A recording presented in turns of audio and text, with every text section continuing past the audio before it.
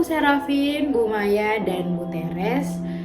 Saya Clara Zalia Karolin, absen 15 dari kelas 12 IPA 4. Di video kali ini saya akan menjelaskan pertumbuhan kacang hijau dari biji selama 6 hari menggunakan ilmu fisika, ilmu biologi, dan ilmu kimia.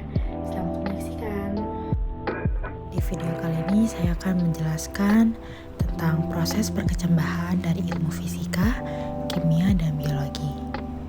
Dan di video ini juga ada tahapan-tahapan dari mulai proses penanaman sampai mulai bertumbuhnya biji kacang hijau menjadi tunas. Selamat menyaksikan. Dalam ilmu biologi, pertumbuhan dan perkembangan pada tumbuhan biji dimulai dengan perkecambahan.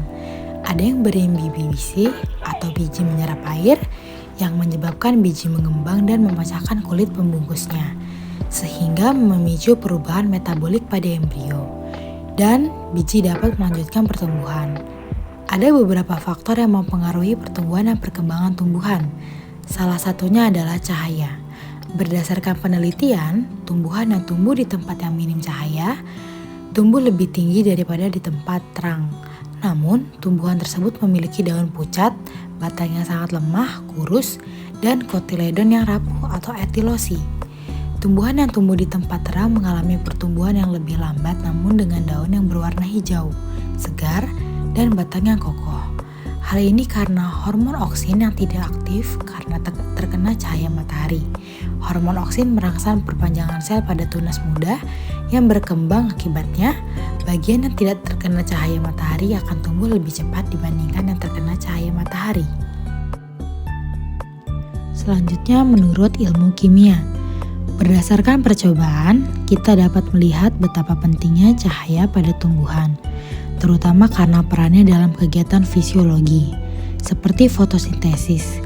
Reaksi fotosintesis tersebut merupakan reaksi yang berlangsung secara endoterm, karena pada reaksi fotosintesis, kalor ditransfer dari lingkungan ke sistem, sehingga reaksi bisa menghasilkan energi. Dengan kata lain, reaksi fotosintesis menyerap atau membutuhkan kalor yang sebagian besar berasal dari matahari.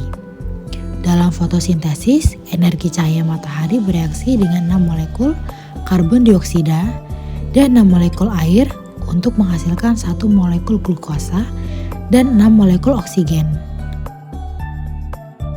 Glukosa merupakan monosakarida yang termasuk golongan aldosa karena memiliki gugus fungsi COH. Monosakarida adalah jenis karbohidrat yang paling sederhana yang tidak dapat diuraikan atau dipecah lagi menjadi bagian yang lebih kecil.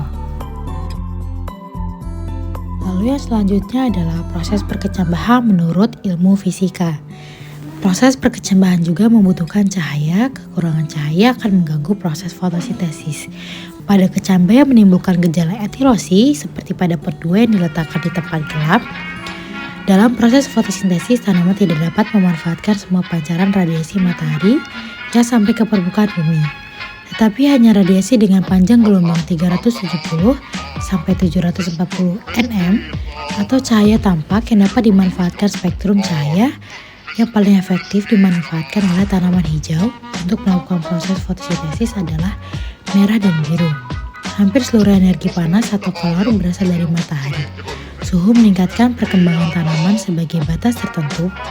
Pada suhu rendah, kebanyakan tanaman mengakibatkan rusaknya batang daun muda dan tunas panas dari matahari bisa sampai ke bumi tanpa melalui zat perantara dan merupakan perpindahan kalor secara radiasi.